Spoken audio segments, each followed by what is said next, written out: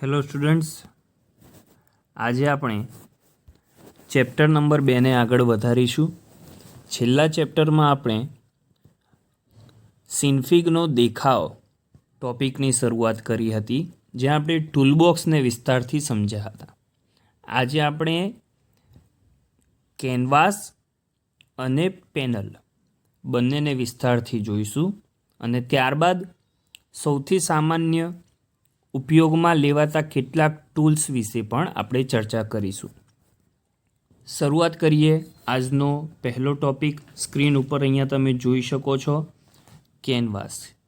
સૌથી પહેલાં અહીંયા તમને બતાવી દઉં. જુઓ, આ દેખાય એ ભાગ, આ વચ્ચેનો જે ભાગ છે ચોખંડા જેવો, જો ચોરસ આવા ચોખંડા પડતા હશે અને રાખોડી રંગનો દેખાય, આ ભાગને કેનવાસ કહેવાય. બરાબર? જ્યાં આપણે મુખ્ય રીતે ચિત્ર બનાવવાનું હોય તો આ ભાગ છે કેનવાસ. જ્યારે નવી ફાઇલ ખોલવામાં આવે ત્યારે સ્ક્રીન પર કઈ વિન્ડો દેખાય છે? MCQ બને છે. અહીંયા કેનવાસ વિન્ડો દેખાય. નવી યોજના કે નવી ફાઇલ ખોલવામાં આવે ત્યારે સ્ક્રીન પર કઈ વિન્ડો દેખાય છે? તો કેનવાસ વિન્ડો દેખાય છે, જે કાર્યક્ષેત્રના મધ્ય ભાગમાં ગોઠવવામાં આવે છે.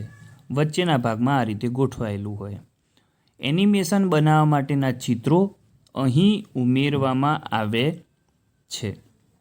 સિન્ફિગ સ્ટુડિયો જ્યારે શરૂ કરવામાં આવે ત્યારે કેનવાસ વિન્ડો આ રીતે દેખાય. જો આ કેનવાસ વિન્ડો છે, જેને વર્કસ્પેસ કહેવાય, એની ડાબી બાજુ ઉપરની તરફ જો અહીંયા દેખાતું હશે તમને કેરેટ.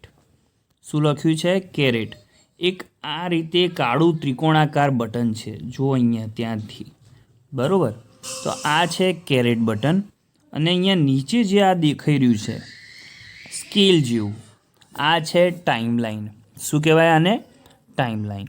તો આ રીતે વચ્ચેનો ભાગ છે કેનવાસ એટલે કે વર્કસ્પેસ, એની ડાબી તરફ ઉપરની બાજુ કેરેટ બટન, કાળા કલરનું ત્રિકોણાકાર બટન એટલે કે કેરેટ બટન, અને નીચેની તરફ આ જે છે આને કહેવાય ટાઈમલાઈન. ચલો આગળ વધીએ. જો અહીંયા લખેલું છે, MCQમાં પૂછાય, રાખોડી રંગના ચોખંડાની ભાત ધરાવતો વિસ્તાર એટલે શું? કાર્ય વિસ્તાર અથવા કેનવાસ, તમે ગમે તે કહી શકો, પણ આપણે કાર્ય વિસ્તાર અહીંયા સ્પેસિફિક લખેલું છે. રાખોડી ચોખંડાની ભાત ધરાવતો વિસ્તાર એટલે કાર્ય વિસ્તાર, કે જ્યાં વિવિધ ઘટક કે લેયર બનાવવામાં આવે છે તથા તેમાં ફેરફાર કરવામાં આવે છે. કેનવાસની ઉપરના ડાબી બાજુના ખૂણા પર એક કાળું અને નાનું ત્રિકોણાકાર બટન જોવા મળે છે, જેને કેરેટ, જો આ ચિહ્ન મેં બતાવ્યું હતું એ, જેને કેરેટ તરીકે ઓળખવામાં આવે છે. કઈ જગ્યાએ? કેનવાસની ડાબી બાજુના ઉપરના ખૂણા પર. કેવું? એક કાળું અને નાનું ત્રિકોણાકાર બટન, જેને શું કહેવાય? કેરેટ. ચિહ્ન કયું? તો આવી રહ્યું. બરાબર? તો આ રીતે MCQમાં પૂછાશે. આ બટન પર ક્લિક કરવાથી કેનવાસ મેનુ ખુલે છે. આ બટન ઉપર ક્લિક કરો એટલે કેનવાસનું મેનુ ખુલે. નીચે આવી જઈએ. યોજનાની ગોઠવણ શૂન્યેતર સમય એટલે 0 સમય માટે રાખેલી હોય તો સ્ક્રીન ઉપર સમયરેખા પણ જોઈ શકાય છે. જો ટાઈમલાઈનમાં આપણો સમય 0 સેકન્ડથી ચાલુ થતો હોય, 0 ફ્રેમથી ચાલુ થતો હોય, તો કેનવાસની નીચેની બાજુ ટાઈમલાઈન એટલે કે સમયરેખા જોવા મળે છે. આ વાત થઈ કેનવાસની. હવે આપણે ચર્ચા કરીએ આજના બીજા ટોપિક એટલે કે પેનલની. સિન્ફિગનો દેખાવ. ત્રીજો એનો ભાગ. પહેલો હતો ટૂલબોક્સ, બીજો હતો કેનવાસ, ત્રીજો ભાગ છે પેનલ. જો પેનલની ગોઠવણ બે રીતે થયેલી હોય, એક ઊભી અને એક આડી. આ રીતે અહીંયા વચ્ચેના ભાગે કેનવાસ હોય અને આ ભાગે ટૂલબોક્સ હોય. ઊભી અને આડી બે પેનલ હોય. ગોઠવણ પૂછાશે. અહીંયા જો હું અંડરલાઈન કરું તમને દેખાશે. ડોક ડાયલોગમાં પેનલનું જૂથ સમક્ષિતિજ કે શિરોલંબ ગોઠવાયેલું હોય છે. પેનલની ગોઠવણ કેટલી રીતે થયેલી હોય છે? 2 રીતે. કઈ કઈ 2 રીત? તો સમક્ષિતિજ એટલે કે હોરિઝોન્ટલ, શિરોલંબ એટલે કે વર્ટિકલ. બરોબર, હોરિઝોન્ટલ, વર્ટિકલ બંને રીતે પેનલની ગોઠવણ થયેલી હોય છે. સૌથી પ્રચલિત કેટલીક પેનલના નામ પૂછાય તો જો અહીંયા લખેલું છે. સિન્ફિગમાં layer panel, parameter panel, history વગેરે જેવી જુદા જુદા પ્રકારની પેનલ આવેલી છે, જે ઘટકો માટેની માહિતી ટૂલ્સ પેનલમાં આપવામાં આવે છે. કેટલીક પેનલ દ્વારા આ ઘટકોને બદલી શકાય છે. જો આ રીતે અહીંયા મેં એક્ઝામ્પલમાં પણ એક છે, આ ઊભી પેનલ, આ આખી જે છે આ છે ઊભી પેનલ. એ જ રીતે નીચે આડી પેનલ હોય. બરાબર, ચલો નીચે જઈએ. આ આડી પેનલ સમક્ષિતિજ જો તમને દેખાતી હશે. બરાબર, ઉપર હતી એ વર્ટિકલ, આ છે હોરિઝોન્ટલ. આ રીતે પેનલોની ગોઠવણ થયેલી હોય. કેટલીક મહત્ત્વની પેનલના કાર્ય. લેયર્સ પેનલ હાલના કાર્યરત કેનવાસનું લેયર દર્શાવે છે. આ લેયરમાં ફેરફાર પણ કરી શકાય છે. Layer panel. બીજું છે પરમ્સ પેનલ. આ ખાસ પૂછાય છે MCQમાં. પરમ્સ પેનલ વર્તમાન લેયરના પ્રાચલ એટલે કે પેરામીટર દર્શાવે છે, કે આપણે એક સર્કલ બનાવ્યું હોય તો આ સર્કલનું નામ શું છે, કલર કયો છે, એની સાઇઝ શું છે, એની ગોઠવણ શું છે, ગ્રેડિયન્ટ છે કે નહીં, એવી તમામ પ્રકારની માહિતી પરમ્સ પેનલમાં આપવામાં આવે છે. જ્યારે એકથી વધુ લેયરની પસંદગી કરવામાં આવી હોય ત્યારે તમામ લેયરના સામાન્ય પ્રાચલ દર્શાવવામાં આવે છે. એક કરતાં વધારે લેયર જેમ કે સ્ક્વેર અને સર્કલ 2 લેયર હોય તો બંનેને પસંદ કર્યા હોય તો બંનેના તો જુદા જુદા પેરામીટર હોય, તો બંનેમાંથી જે કોમન પેરામીટર હોય એમને જ ખાલી દર્શાવવામાં આવે આ પેનલમાં. પછી છે tools option panel, navigator panel અને હિસ્ટ્રી પેનલ. હિસ્ટ્રી એટલે આપણે ભૂતકાળમાં જે પણ ક્રિયાઓ કરી હોય તે તમામની નોંધ રાખવામાં આવે. આ પ્રકારે કેટલીક પેનલો વિશે અહીંયા ચર્ચા કરેલી છે. બરાબર, જેમાંથી પરમ્સ પેનલ ઘણી વખતે એક્ઝામમાં પૂછાતું હોય છે. તો આ રીતે આપણે પેનલ ટોપિક પણ અહીંયા પૂરો કર્યો. ચલો ફરી એક વખત. સિન્ફિગના દેખાવના 3 કાર્યક્ષેત્ર હોય. ટૂલબોક્સ, બીજું કેનવાસ અને ત્રીજું પેનલ. જ્યાં ટૂલબોક્સ 3 ભાગમાં વિભાજિત હોય. ઉપરની પેલેટ, વચ્ચેની પેલેટ અને નીચેની પેલેટ. સિન્ફિગનો વચ્ચેનો રાખોડી રંગનો ચોખંડાની ભાતવાળો વિસ્તાર એટલે કાર્ય વિસ્તાર એટલે કે કેનવાસ. ડાબી બાજુ ઉપરની તરફ જે ત્રિકોણાકાર બટન હોય એને કહેવાય કેરેટ બટન. કેનવાસની નીચેની બાજુ જે 0 સેકન્ડ ઉપર જો આપણો સમય હોય તો આપણને ત્યાં સમયરેખા એટલે કે ટાઈમલાઈન પણ જોવા મળે છે. ત્યારબાદ ત્રીજો ભાગ એટલે કે પેનલ. પેનલની ગોઠવણ 2 રીતે થયેલી હોય.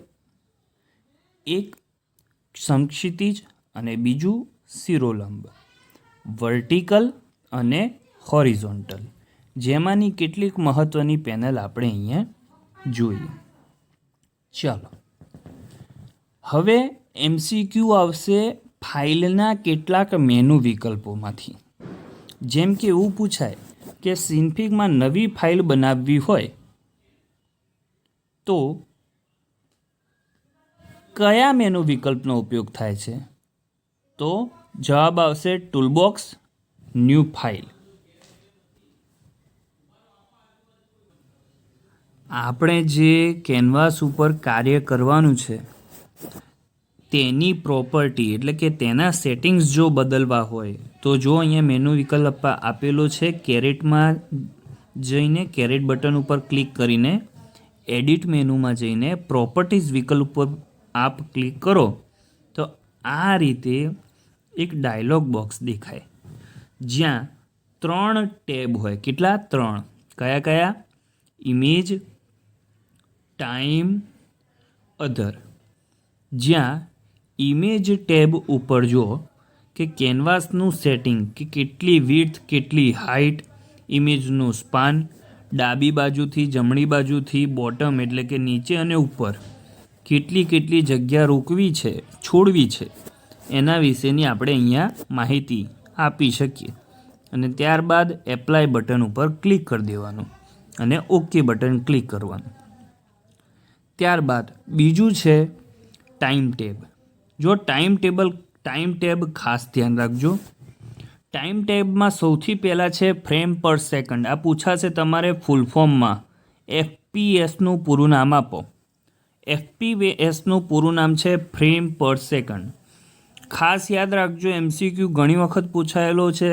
સિન્ફિગની પૂર્વ નિર્ધારિત એફપીએસ એટલે કે ફ્રેમ પર સેકન્ડ કેટલી હોય? 24. કેટલી? 24. 1 સેકન્ડમાં 24 ફ્રેમ. કેટલી ફ્રેમ? 24 ફ્રેમ. પૂર્વ નિર્ધારિત રીતે. આને તમારે બદલવી હોય તો બદલી શકાય, પણ બાય ડિફોલ્ટ કેટલી હોય? 24. બીજો પ્રશ્ન પૂછાશે, પૂર્વ નિર્ધારિત રીતે સ્ટાર્ટ ટાઈમ શું હોય? તો 0F. અહીંયા ભૂલ ના થાય, 0S ના લખાઈ જાય. 0F શું હોય? 0F. એન્ડ ટાઈમ એટલે કે અંતનો સમય શું હોય? 5S. એનો મતલબ કે એક સાદું એનિમેશન પૂર્વ નિર્ધારિત રીતે 5 સેકન્ડનું હોય. કેટલી સેકન્ડનું? 5 સેકન્ડનું. એટલે 5 સેકન્ડ એટલે ફ્રેમ કેટલી? તો 5 ગુણ્યા 24. 1 સેકન્ડમાં 24 ફ્રેમ, તો 5 સેકન્ડમાં કેટલી? બરાબર, સિમ્પલ. આ રીતે પણ પ્રશ્ન પૂછાય. ફ્રેમ પર સેકન્ડ એફપીએસ કેટલી? 24. સ્ટાર્ટ ટાઈમ શરૂઆતનો સમય શું હોય? 0F. એન્ડ ટાઈમ અંતનો સમય શું હોય? 5S. બરાબર, આ ત્રણેય વસ્તુ દેખાય ટાઈમ ટેબમાં. ઓકે, ચાલો હવે આપણે જ્યારે ટૂલબોક્સનો ઉપયોગ કરવાનો હોય કે ખરેખર જે ટૂલબોક્સ આપણને ડાબી બાજુ આપવામાં આવે એમાંથી એક ટૂલ આપણે અહીંયા વિગતે જોઈશું. બરાબર, અહીંયા આપેલા છે કેટલાક, એમાંથી આપણે અહીંયા શરૂઆત કરીએ. આજે 4-5 ટૂલ વિશે ચર્ચા કરીશું કે જેનો ઉપયોગ કરીને કેનવાસ ઉપર એક આપણે સાદું એનિમેશન બનાવી શકીએ. સૌથી પહેલું ટૂલ નંબર 1, સર્કલ ટૂલ. વર્તુળ માટેના નવા લેયરની રચના કરવા માટે સર્કલ ટૂલનો ઉપયોગ કરવામાં આવે છે. MCQ number 1. ખાલી જગ્યા માટેના નવા લેયરની રચના કરવા માટે સર્કલ ટૂલનો ઉપયોગ કરવામાં આવે છે. તો વર્તુળની રચના કરવી હોય તો સર્કલ ટૂલનો ઉપયોગ થાય. સર્કલ લેયર વર્તુળને રજૂ કરે છે અને તેના 2 અગત્યના પ્રાચલ છે. પૂછાય, વર્તુળના પ્રાચલ કેટલા? 2. કયા કયા? કેન્દ્રબિંદુ અને ત્રિજ્યા. આ રીતે પછી વર્તુળ બને. બરાબર, 2 અગત્યના પ્રાચલ વર્તુળના કેટલા? 2. કયા કયા? કેન્દ્રબિંદુ અને ત્રિજ્યા. અહીંયા નીચે તમે જોઈ શકો છો આનું કે કેન્દ્ર પર ક્લિક કરવાનું અને ત્રિજ્યા પસંદ કરવા માટે માઉસને ડ્રેગ કરો એટલે આ પ્રકારે એક વર્તુળ બની જાય. બરાબર, આ રીતે સર્કલ ટૂલનો ઉપયોગ કરીને તમે વર્તુળની રચના કરી શકો છો. અહીંયા એક સૌથી અગત્યનો બીજો એક ટોપિક છે ડક. એમસીક્યુ બહુ બધા પૂછાય આમાંથી, ખાસ ધ્યાન રાખજો. ડક શું છે? ડક એ લેયરના કેટલાક પ્રાચલોનું નિયંત્રણ કરવા માટેનું હેન્ડલ અથવા હાથા જેવું એક સાધન છે. ડક શું છે? લેયરના પ્રાચલ એટલે જેમ આપણે વાત કરી એ રીતે સર્કલના 2 પ્રાચલ હોય, કેન્દ્ર બિંદુ અને ત્રિજ્યા. બંને પ્રાચલોનું નિયંત્રણ કરવા માટે જે હાથો કે હેન્ડલ હોય એને શું કહેવાય? ડક. વર્તુળના 2 ડક હોય છે. પૂછાય વર્તુળના કેટલા ડક હોય? તો 2. કેન્દ્રનું સ્થાન નિયંત્રિત કરવા માટેનું ડક અને ત્રિજ્યાનું નિયંત્રણ કરવા માટેનું ડક. ઓકે. વર્તુળમાં લીલા અને ભૂરા રંગના ડક જોઈ શકાય. હવે આ પાછું નવું આવ્યું, લીલો અને ભૂરા રંગના ડક. એવું કેવું? તો જો ડક જુદા જુદા રંગોમાં દર્શાવાય છે. ડકના શું હોય? જુદા જુદા રંગ હોય. કેટલા રંગ હોય? 5 રંગ હોય. જો અહીંયા છે. બરોબર. પૂછાય ડકના રંગ કેટલા? 5. કયા કયા? તો જો દરેક રંગનો નિશ્ચિત અર્થ હોય. કયા કયા? લીલો રંગ ઓબ્જેક્ટનું સ્થાન બદલવા માટે, ભૂરો રંગ વર્તુળની ત્રિજ્યા બદલવા માટે, કેસરી રંગ શિરોબિંદુ બદલવા માટે, પીળો રંગ વક્ર બદલવા માટે, ઘેરો ભૂરો રંગ એટલે કે બ્લુ સ્ટારમાં ખૂણો બદલવા માટે. ડકના 5 રંગ અને તેના અર્થ આ મુજબ છે. આ બધામાંથી MCQ પૂછાય છે. બરાબર. તો આ રીતે ડક તમારે સમજવાનું હોય કે ડક એ હાથો કે હેન્ડલ છે. કોઈપણ લેયરના પ્રાચલનું નિયંત્રણ કરવા માટે તેનો ઉપયોગ થાય છે. ડકના 5 રંગ હોય, જેમ કે આઈર્યા જુઓ 5 રંગ હોય અને 5 રંગનો જુદો જુદો અર્થ હોય અને એ અર્થ આપણે અહીંયા જોઈ લીધો. બરાબર. Tool number 2 rectangle tool. Rectangle tool એટલે અહીંયા દેખાય છે તમને. એક આવી રીતે ચોરસ, લંબચોરસ કે ગમે તેવો ચોરસ આકારનું આપણે બનાવવું હોય તો રેક્ટેંગલ ટૂલનો ઉપયોગ કરીને સર્કલ ટૂલની જેમ જ લંબચોરસ માટેના લેયરની રચના કરી શકાય છે. ઓકે. લંબચોરસ માટેના લેયરની રચના કરવા માટે કયા ટૂલનો ઉપયોગ થાય? તો રેક્ટેંગલ ટૂલનો ઉપયોગ થાય છે.